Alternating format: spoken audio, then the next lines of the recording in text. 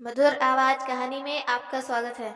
हमारी आज की कहानी है माँ की दिलचस्प कहानी। काफी लंबे समय बाद आज पूनम अपनी माँ लक्ष्मी देवी से मिलने आ रही थी। मन ही मन दमा की बीमारी से पीड़ित अपनी बूढ़ी माँ की चिंता उसे सताती रहती थी। पर किसी कारण से पूनम अपने मायके ज्यादा नहीं आती थी, जिसकी वजह थी उसकी भाभी का रूखा व्यवहार। उसकी भाभी उसे ज्यादा पसंद नहीं करती थी, लेकिन जब स्वयं को रोकना उसके लिए कठिन हो जाता था तो सब कुछ भुलाकर सारी बातों पर पर्दा डालकर आ जाया करती। पूनम का मायका गुड़गांव में था और ससुराल चंडीगढ़ में। उसके मायके में उसकी माँ के अतिरिक्त उसका इकलौता भाई और भाभी थे। पूनम अपने भाई से 5 वर्ष बड़ी है। उसका एक बेटा है जिसकी उम्र 14 वर्ष है और वहीं शादी के 5 वर्ष बीत जाने पर भी उसके भाई और भाभी की कोई संतान नहीं। जैसे ही पूनम ने घर में प्रवेश किया तो चारों तरफ सन्नाटा पसरा हुआ था। उसकी भाभी कोमल बाहर निकल कर आई तो उसे देखते ही आंखें मटकाते हुए मुंह बना लिया। फीकी सी हंसी के साथ नमस्ते राम राम की औपचारिकता पूरी की तो पूनम बोली, आप सब कैसे हैं? ठीक तो है ना? और भाभी माँ कहाँ है? दिखाई नहीं दे रही। दीदी माँ जी तो अपने कमरे में सोई हैं, कहते हुए कोमल रसोई में चली गई। अरे सूरज सिर पर चढ़ गया है और हमेशा जल्दी उठने वाली मेरी माँ अब तक सो रही है। बड़ी हैरानी की बात है। पूनम अपनी माँ के कमरे में आते ही बोली, माँ तबीयत तो ठीक है ना आपकी? कहते हुए पूनम ने एक तक अपनी माँ की ओर देखा। चेहरे पर केवल झुर्रियों का जाल बिछा हुआ था और हड्डियां चमड़ी से बाहर निकलने को आतुर थीं। माँ का शरीर बिल्कुल जर्जर हो गया था। कुछ वर्ष पहले तक तो माँ बुढ़ापे में भी चुस्त दुरुस्त थी। न जाने इन 4-5 वर्षों में ऐसा क्या हो गया कि माँ बिल्कुल बूढ़ी हो गई। तभी लक्ष्मी देवी बेटी को देखते ही अपने निर्जीव से चेहरे पर हल्की मुस्कान बिखेरते हुए बोली, हाँ ठीक हूँ। बेटी तू सफर से थक कर आई होगी, कुछ नाश्ता लिया या नहीं? लेटे लेटे ही लक्ष्मी देवी कांपते स्वर में बोली तो पूनम ने अपनी लेटी हुई माँ के माथे पर हाथ रखा। फिर नाड़ी की गति देखी, सब कुछ सामान्य था। अरे क्या हुआ? डॉक्टर की तरफ मुझे जांच क्यों रही हो? तभी पूनम अपनी माँ को देखते हुए चिंतित स्वर में बोली, माँ आपकी तबीयत कुछ ठीक नहीं लग रही। क्या बात है? बुढ़ापा है बिटिया, और क्या। अब इस उम्र में तो यह सब लगा ही रहता है। बेटी को आया देकर लक्ष्मी देवी जैसे ही उठने लगी तो पूनम उन्हें बाजू से पकड़कर उठने में मदद करने लगी। लेकिन जैसे ही उसने अपनी माँ को हाथ लगाया, उसी समय लक्ष्मी देवी के मुंह से एक दर्द भरी चीख निकली और वह हाय हाय करने लगी। पूनम यह देखकर हैरान रह गई कि हाथ लगाने भर से ही उसकी माँ को कैसा दर्द हो रहा है। माँ के विरोध के बावजूद कारण जानने की इच्छा से उसने तुरंत अपनी माँ के बाजू से शॉल हटाई और गौर से देखा तो उसकी हैरानी का ठिकाना न रहा। पूरी बाजू पर नीले काले निशान पड़े हुए थे। यह कैसे हुए माँ? पूनम ने चौंकते हुए कहा। तभी लक्ष्मी जी ने दरवाजे की तरफ चोर निगाहों से देखा। इससे पहले कि लक्ष्मी देवी कुछ बोलती, दरवाजे से कोमल चाय और बिस्किट लेकर कमरे में आई और तपाक से बोली, अरे कुछ नहीं दीदी, चलते चलते संतुलन बिगड़ गया था माँ जी का, इसलिए गिर गई थी। कहते हुए उसने लक्ष्मी देवी की बाजू को शॉल से दोबारा ढक दिया और फिर ऐसी दबी हुई नसों से देखा कि लक्ष्मी देवी की रूह कांप गई। अपनी भाभी के जवाब पर पूनम उसे प्रश्नवाचक निगाह से देखने लगी। इस बात पर यकीन कर पाना उसके लिए मुमकिन न था, लेकिन फिर बोली, कोई दवाई या मलहम नहीं लिया क्या? हाँ बेटी, तेरे भाई ने दवाई लाकर दी थी, अब दर्द में भी आराम है। यह बातें भी चल ही रही थी कि पूनम का भाई रौनक कमरे में अंदर आया। फिर पूनम ने उसे देखते ही पूछा, भाई माँ को इतनी चोट आई है, डॉक्टर को क्यों नहीं दिखाया? इससे पहले कि उसका भाई रौनक कुछ बोलता, इस बात का जवाब भी कोमल ने दिया और बोली, दीदी हम लोगों के पास इतना पैसा नहीं कि छोटी मोटी चोट के लिए माँ जी को डॉक्टर के पास ले जाते रहें। नोटों की बोरियां तो आपके ससुराल में पड़ी हैं। मायके में नहीं। हमें अपना घर का खर्च भी देखना होता है और ऊपर से आए दिन कोई ना कोई मेहमान भी आया जाता रहता है। आप लोगों का क्या है? सास ससुर की पेंशन आ रही है, पति की सरकारी नौकरी है और 4-5 सालों में आपके बेटे की भी अच्छी खासी नौकरी लग ही जाएगी। भाभी की यह बातें सुनते ही पूनम का मन कड़वाहट से भर गया। चाय की प्याली उसके हाथ में थी, लेकिन अब उसे पीना भी जहर के बराबर लग रहा था। पूनम का दिल तो बहुत करता कि अपनी माँ को अपने साथ रखे, लेकिन उसकी भी अपनी एक मजबूरी थी। उसका परिवार एक संयुक्त परिवार था, जहाँ उसके सास ससुर भी उन लोगों के साथ ही रहते और जहाँ केवल 2 ही कमरे थे। एक कमरा पूनम और उसके पति का था, तो दूसरे कमरे में सास ससुर रहा करते।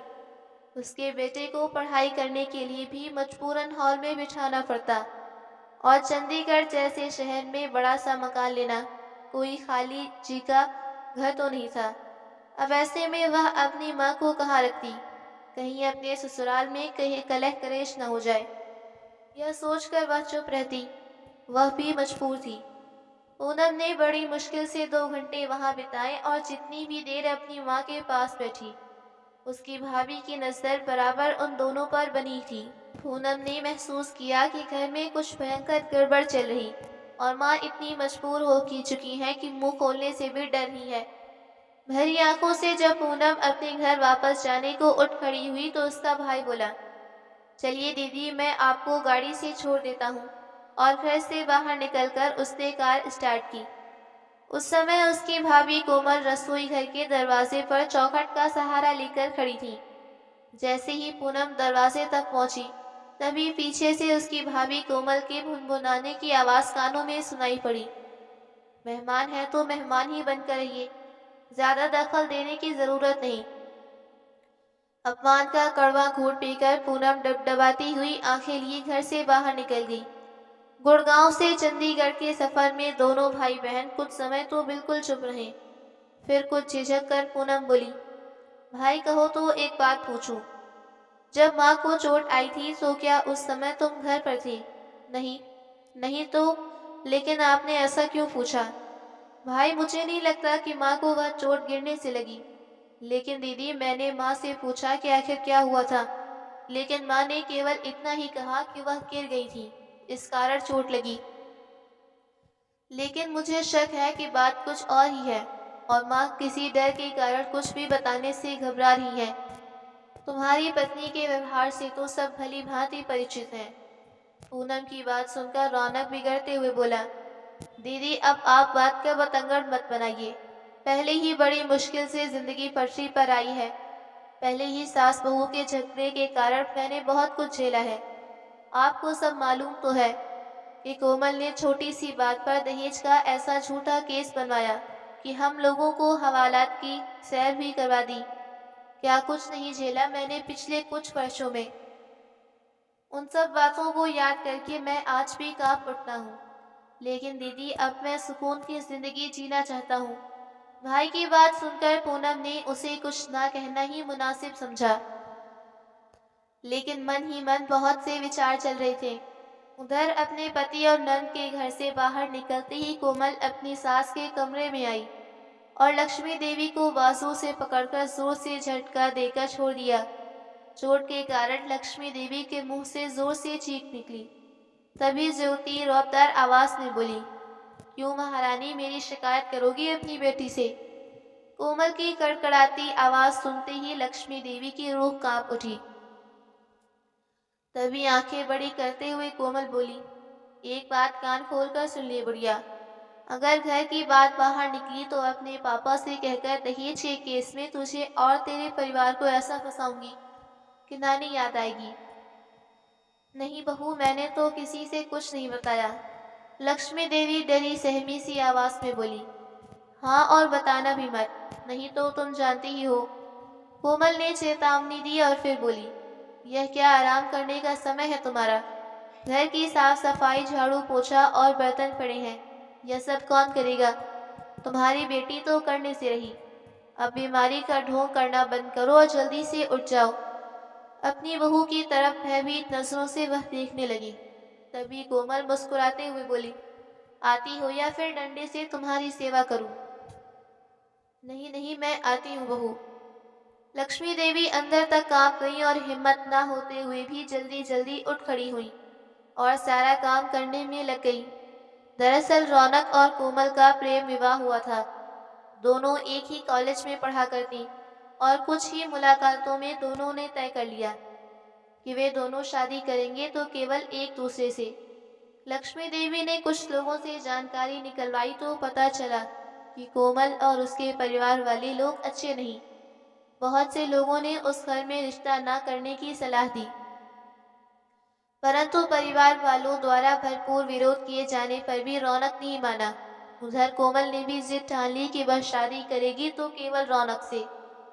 आखिरकार परिवार वालों को उनकी जिद के आगे झुकना ही पड़ा और कोमल इस घर में बहू बनकर आ गई।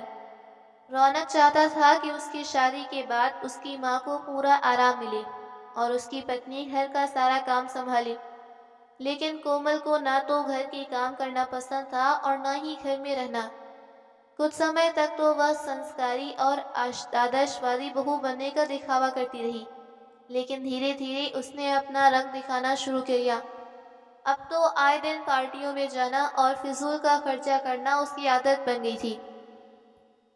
अक्सर रौनक के काम पर जाने के बाद वह घूमने फिरने निकल जाती और शाम तक ही घर वापस लौट कर आती। और जब भी घर पर रहती तब भी कोई जिम्मेदारी नहीं संभालती थी। लक्ष्मी देवी जब इस बात के लिए अपनी बहू को समझाने की कोशिश करती तो कोमल उन पर ही उल्टा बरस पड़ी और उन्होंने अपने बेटे बहू को शिकायत की। तो उन दोनों में ऐसा झगड़ा हुआ कि क्रोध की अधिकता में रौनक ने अपनी पत्नी के मुंह पर 2-4 तमाचे जड़ दिए। फिर तो घर में जैसे महाभारत ही छिड़ गई और बात यहाँ तक पहुँच गई कि रौनक और उसकी माँ को सबक सिखाने के लिए कोमल ने अपने पिता से कहकर उन पर झूठा केस दर्ज करवा दिया। कोमल के पिता पुलिस में एक बड़े अधिकारी के पद पर थे। बस फिर क्या था, दहेज की मांग, घरेलू हिंसा और मारपीट के अंतर्गत माँ और बेटे को ऐसी धराशाओं में लपेटा गया जिसमें पुलिस रिमांड भी बनता था। ढेरों पैसा खर्च करने के बाद भी कुछ नहीं हुआ तो आपसी रजामंदी से ही मामला संभालना पड़ा और उसके बाद तो कोमल का उस घर में एक छत्र राज हो गया और लक्ष्मी देवी मन में अपनी बहू के प्रति ऐसा डर बैठ गया कि उसके किए गए अत्याचारों का भी वह कोई जवाब न दे पाती। अपनी बहन पूनम को उसके घर छोड़ने के बाद जब शाम तक रौनक घर पहुंचा तो उस समय कोमल घर पर नहीं थी, शायद बाजार गई है। यह सोचकर रौनक माँ के कमरे में चला गया। अंदर जाकर देखा तो माँ अपने बिस्तर पर निढाल सी पड़ी थी। अपनी बहन की बातें रह रहकर उसके दिमाग को झकझोर रही थी। रौनक ने कमरे में यहाँ वहाँ देखा, फिर 1-2 मिनट सोचते रहने के बाद उसने माँ के बिस्तर के पास रखी छोटी अलमारी खोली तो उसमें एक डायरी रखी थी। दरअसल लक्ष्मी देवी को बचपन से ही डायरी लिखने का बहुत शौक था। वह अपनी जिंदगी की हर छोटी बड़ी घटना डायरी में लिखा करती। इस बात का तो रौनक को भी पता था, लेकिन उसे यह नहीं पता था कि उसकी माँ डायरी में क्या लिखा करती है। रौनक ने वह डायरी निकाली और खोल कर देखी तो पहले पन्ने पर लिखा था, मेरे जीवन का सफर। अपनी माँ के जीवन की बहुत सी खट्टी मीठी यादों के बारे में पढ़कर रौनक मुस्कुराने लगा। फिर अपना जिक्र देकर वह और भी अधिक खुश हुआ। आज मेरे बेटे रौनक की शादी का दिन है। लेकिन उसके बाद पढ़ने लगा तो उसकी आंखों से आंसू बहने लगे। आगे आने वाले पन्नों पर लक्ष्मी जी ने बहू द्वारा उन पर किए गए हर एक अत्याचार का उल्लेख किया हुआ था, जिसे पढ़कर रौनक के रोंगटे खड़े हो गए और आंखों से अश्रुधारा बहने लगी। आज बहू ने मेरे सिर पर डंडे से वार किया, मेरे मुंह पर गर्म चाय दे मारी, मेरे बाल नोच डाले। हे भगवान, हमें इस अत्याचारी बहू के चंगुल से बचा। रौनक यह सब पढ़कर स्तब्ध रह गया और अपने कमरे में डायरी को सीने से लगाकर खूब रोया। उसके दिल को किसी भी तरह से चैन नहीं मिल पा रहा। उस माँ ने उसके कारण इतने अत्याचार सहे हैं, यह सोच सोच कर ही उसके रोंगटे खड़े हो गए थे। उसके दिल के टुकड़े टुकड़े हो चुके थे। सोचने लगा, सुबह से लेकर रात तक मैं अपने काम में इतना व्यस्त रहता था कि मुझे मालूम ही नहीं पड़ा कि मैं यह जालिम औरत मेरी माँ के साथ इतना बुरा व्यवहार कर रही है। तभी बाहर से गेट खुलने की आवाज़ आई। कोमल के आने की आहट सुनकर उसने डायरी को छिपाया और फिर अपने आंसू साफ करके जैसे तैसे स्वयं को संयत किया। उसका एक दिल तो किया कि अभी जाकर इस औरत का गला दबा दूं, लेकिन उसने समझदारी से काम लेना ही उचित समझा। अगले दिन रौनक काम पर जाने के लिए जब बाहर निकला तो उसने सबसे पहले अपनी बहन को फ़ोन किया और रोते हुए माँ की डायरी में लिखी हर बात का हाल सुना डाला। यह सब सुनकर पूनम की आंखों में खून उतर आया। वह स्वयं को संभाल नहीं पा रही थी। उसके हाथ से रिसीवर छूटकर नीचे गिर गया और वह थम से जमीन पर बैठ गई। पूनम के बेटे कार्तिक ने जब अपनी माँ की यह हालत देखी तो हैरान रह गया। माँ, आखिर हुआ क्या है? 14 वर्ष के कार्तिक ने कारण जानने के लिए उद्देश्य से पूछा, लेकिन पूनम तो खुद कुछ कहने के हालत में नहीं थी। फिर थोड़ी देर बाद कुछ संभलकर उसने अपनी माँ यानी कि कार्तिक की नानी पर होने वाले हर अत्याचार की बात अपने बेटे को बताई। यह सब सुनकर कार्तिक भी हैरान था। फिर बोला, इस समस्या का हल है मेरे पास, लेकिन बेटा किसी पुख्ता सबूत के बिना कुछ नहीं किया जा सकता। तुम जानते हो इससे पहले भी वह तुम्हारे मामा और नानी की जेल की हवा खिला चुकी है। सारे सबूत मिल जाएंगे, बस जैसा मैं कहता हूँ वैसा करते जाओ। बेटे की बात सुनकर पूनम भी आश्वस्त हुई और उसने अपने भाई को फोन करके सारा प्लान के बारे में बताया। रौनक को अपने भांजे की बात पसंद आई और 2 दिन बाद ही पूनम अपने बेटे कार्तिक को लेकर पूरी तैयारी के साथ अपने मायके आ पहुंची। पूनम को फिर से वहां देखकर कोमल चौंक गई। क्यों दीदी, 4 दिन में ही अपनी माँ की इतनी याद आ गई कि फिर दोबारा यहाँ आ धमकी? व्यंग्य कसते हुए कोमल ने पूनम की तिरछी निगाहों से देखा तो पूनम बोली, वो क्या है ना भाभी, कार्तिक के पापा 2 दिनों के लिए बाहर गए हैं और कार्तिक का बहुत दिल था नानी से मिलने का, तो हम चले आए। और भाभी, इस घर में इतना हक तो बनता है ना? हाँ हाँ, क्यों नहीं, फीकी मुस्कान के साथ कोमल बोली और नजरें फेरते हुए अपने कमरे में चली गई। रात को रौनक घर लौटा तो अपनी पत्नी कोमल से बोला, कोमल, कल मेरी ऑफिस की छुट्टी है, तो क्यों ना कल हम कहीं बाहर घूमने चले, और वैसे भी माँ का ख्याल रखने के लिए दीदी हैं। कोमल को तो जैसे मौका चाहिए था बाहर घूमने का। यह सुनकर बहुत खुश हुई और अगले दिन ही दोनों घर से निकल गए। पूनम और कार्तिक के पास केवल शाम तक का समय था। कार्तिक इंफॉर्मेशन टेक्नोलॉजी का एक दक्ष विद्यार्थी था। मामा मामी के जाने के पश्चात उसने तुरंत अपना बैग खोला और उसमें से सारा सामान निकालने लगा और अपने प्लान के मुताबिक सीसीटीवी कैमरा लगाने की तैयारी करने लगा। तभी पूनम बोली, बेटा, मुझे तो डर लग रहा है, तुम्हारी मामी बहुत चालाक है। अगर उसे भनक भी पड़ गई कि यहाँ पर कैमरा लगा है तो सबसे पहले वह कैमरा तोड़ेगी, उसके बाद घर में तांडव करेगी। फिर कार्तिक बोला, अरे माँ, तुम घबराती क्यों हो? ऐसा कुछ नहीं होने वाला। किसी को पता नहीं चलेगा कि यहाँ पर कैमरा नाम की कोई चीज़ भी है, क्योंकि उसमें कोई वायर नहीं होगा। फिर एक कैमरा निकालकर बोला, यह देखो माँ, आपके नाखून से भी छोटा कैमरा है। नजर आने का तो सवाल ही पैदा नहीं होता, और इसका डिवाइस मैं ऐसी जगह छिपा दूंगा कि मामी को भनक तक नहीं लगेगी, और घर में जो कुछ भी हो रहा है उसकी लाइव फुटेज आपके और मामा के मोबाइल में आती रहेगी। इधर कार्तिक ने पूरे घर में सीसीटीवी कैमरे लगा दिए, तो वहीं रौनक ने भी अपनी ही जान पहचान का एक लोकल मीडिया कर्मचारी घर पर भेज दिया। लोकल न्यूज़ वालों ने भी एक कैमरा लक्ष्मी देवी के कैमरे में लगी खिड़की में फिट कर दिया और पूनम ने वह घड़ी वापस उसी जगह लगा दी। लक्ष्मी देवी का सारा नज़ारा प्रश्नवाचक निगाह से देखती जा रही थी। तभी कार्तिक बोला, नानी, हमने आपके कमरे में कैमरे लगाए हैं। अब मामी जो कुछ भी करेगी कैमरे में रिकॉर्ड हो जाएगा। जल्द ही सब कुछ अच्छा हो जाएगा, आप चिंता मत करो। यह सुनकर जहाँ लक्ष्मी देवी आश्वस्त हुई, वहीं पूनम की चिंता और भी बढ़ गई कि अगर यह बात माँ को पता चल गई तो माँ अपने पेट में ज्यादा दिन इस बात को छिपा कर नहीं रख पाएंगी, और अगर ऐसा हो गया तो कयामत आ जाएगी। रात के समय रौनक अपनी पत्नी कोमल के साथ वापस लौटा। वे दोनों खाना बाहर खाकर आए थे, इसलिए आते ही कोमल अपने कमरे में सोने चली गई। पूनम भी खाना बनाकर सबको खिला चुकी थी। आज बहुत समय बाद लक्ष्मी देवी को सुकून से खाना खाने को मिला था। फिर रौनक कार्तिक के पास आया और धीमी आवाज में बोला, काम हुआ या नहीं? तो कार्तिक ने मुस्कुराते हुए कहा, जी मामा जी, सारा काम अच्छे से हो गया। बस आप मोबाइल में फुटेज पर नजर बनाए रखना। जैसे ही कुछ गड़बड़ होने लगे तुरंत पुलिस को फोन कर देना। अगले दिन सुबह सुबह रौनक अपनी बहन को चंडीगढ़ छोड़ने चला गया।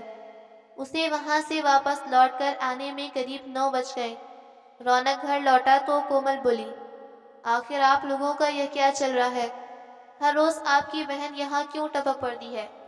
यह घर है, कोई धर्मशाला नहीं।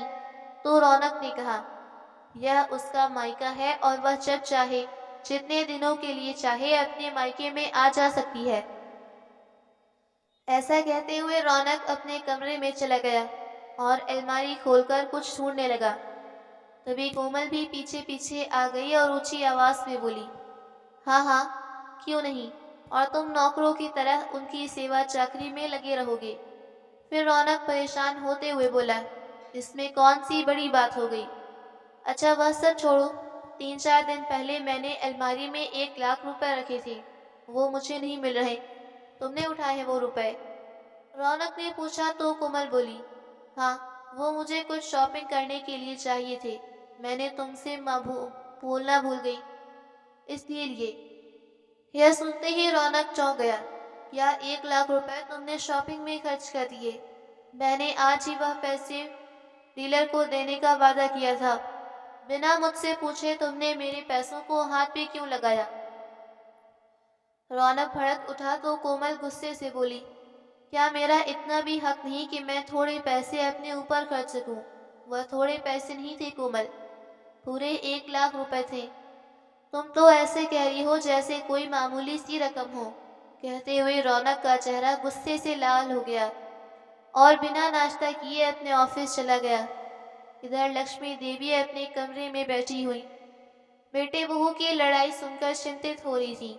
थोड़ी देर में कोमल लक्ष्मी देवी के लिए 2 जली भुनी रोटियां नाश्ते के नाम पर लेकर आई और उनके सामने पटकते हुए बोली, जल्दी से खाओ और काम करने के लिए तैयार हो जाओ।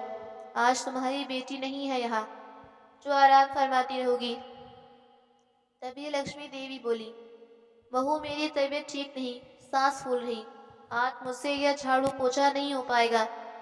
इतना कहने की देरी थी कि कोमल, जो पहले ही झगड़े के कारण गुस्से से भरी पड़ी थी, लक्ष्मी देवी पर कयामत बनकर टूट पड़ी। अच्छा, अभी आपकी तबीयत ठीक करती हूँ, इसमें कौन सी बड़ी बात है?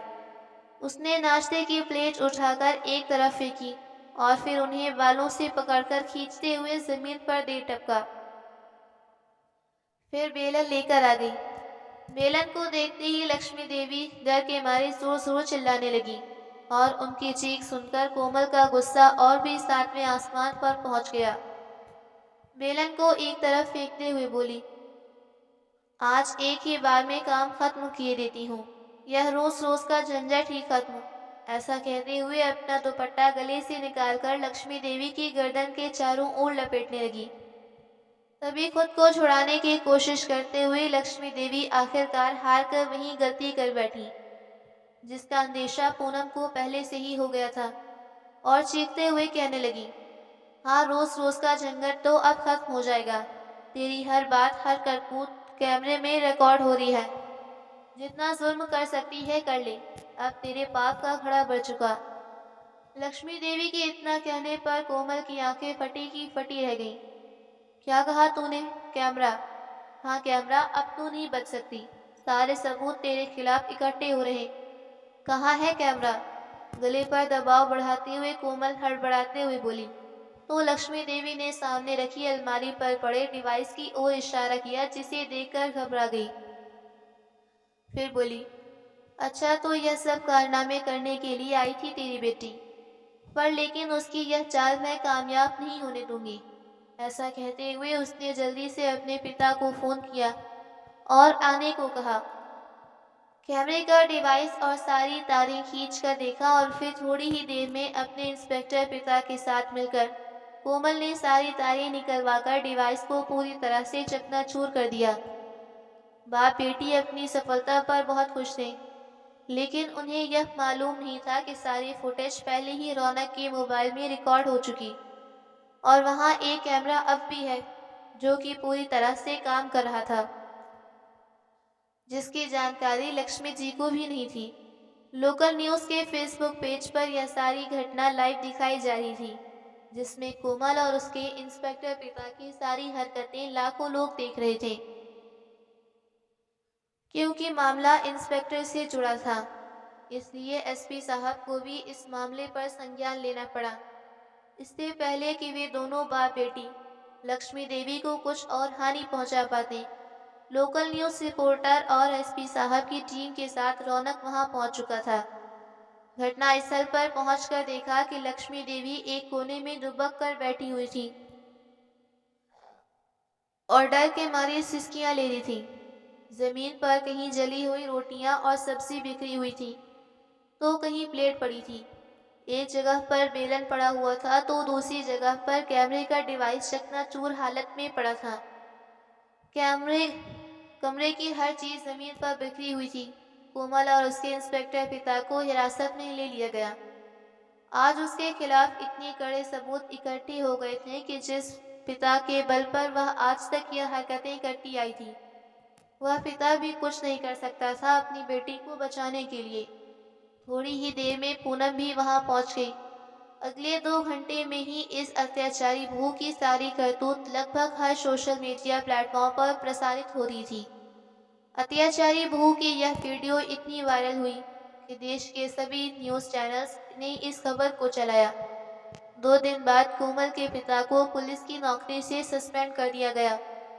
कोमल और उसके पिता को हिरासत में लेकर कोर्ट केस चला गया और इस दौरान लक्ष्मी देवी का भी बयान लिया गया। आस पड़ोस के लोगों से पूछताछ की गई। कुछ समय बाद जिस दिन कोर्ट का फैसला सुनाया जाना था, उस दिन सभी लोकल और नेशनल न्यूज़ चैनल्स ने इस केस को हाईलाइट किया और सभी देशवासियों की नज़रें इसी केस के नतीजे पर बनी हुई थीं।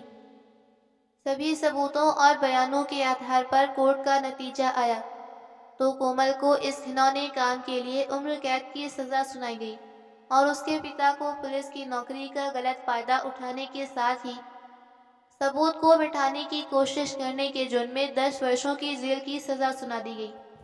इस फैसले के साथ ही सारा कोर्ट रूम तालियों से गड़गड़ाहट के साथ गूंज उठा। सभी देशवासियों ने कोर्ट के इस फैसले की सराहना की। आज कार्तिक की सूझबूझ और समझदारी से न केवल लक्ष्मी देवी को अपनी बहू के अत्याचारों से मुक्ति मिली, बल्कि रौनक को भी अपनी जालिम पत्नी की गुलामी से आज़ादी मिल गई। इतने वर्षों से जो लक्ष्मी देवी जीना ही भूल गई थी और एक कैदी की भांति जिंदगी जीने पर मजबूर थी, आज वह भी खुली हवा में सांस ले रही थी। तो दोस्तों, आपको ये कहानी कैसी लगी, लाइक कमेंट करके ज़रूर बताइए।